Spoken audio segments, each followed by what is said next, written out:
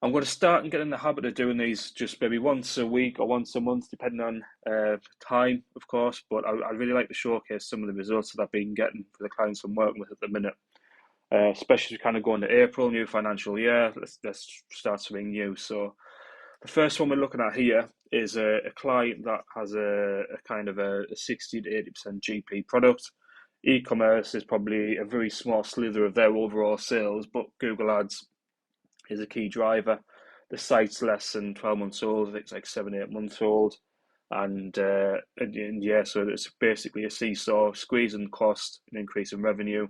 So as you can see here, it's kind of £800 drop in cost, and that's translating to £600 more sales.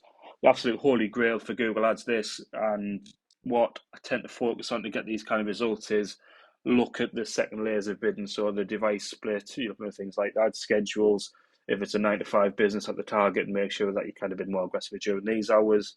Locations as well, so I split it down into areas where they don't really go after. So Northern Ireland and Scotland and Wales tend to be very low slither of sales, even though it's had a good exposure over that time.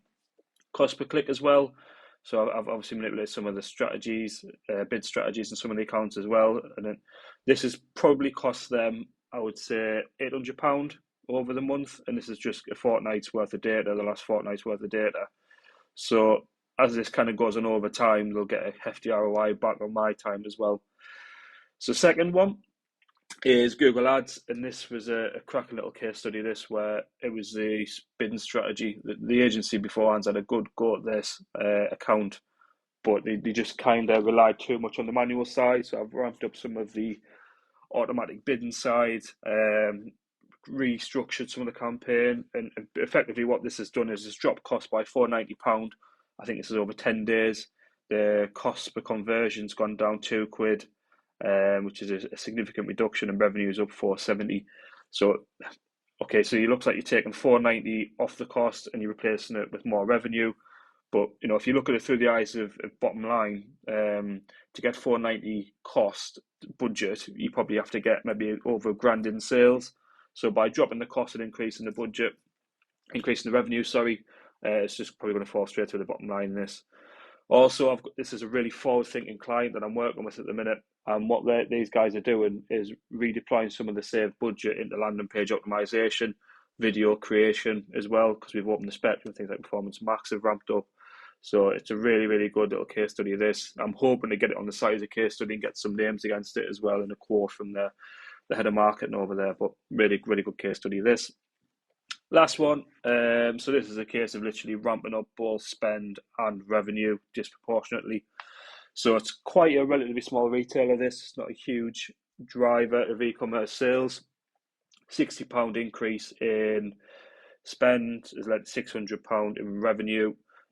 How this was achieved was several fold. Firstly, pointing people to the right landing pages. So it was campaigns have been set up a long time ago, not really optimized, and this was just a case of literally going through it routes to tip and just literally optimize the full campaign. Also provide them some secondary feedback on the landing page as well. So what they had originally was their product layout was price high to low, and what I've done is I've obviously changed it to best sellers and little things like that. Some quick wins on loading speed. But also what I'm doing for these three clients, as with all the other clients as well, is the profitability comes on the second, third, fourth, fifth purchase. So a lot of these guys get tied up with ROAS and things like that and CPA. But it actually, a PPC client could spend 10 times the amount originally, and it'll just compound over time. But you need good visibility on that as well. So there's three clients that I've had really good success with in March. Hopefully, I'll have the same in April.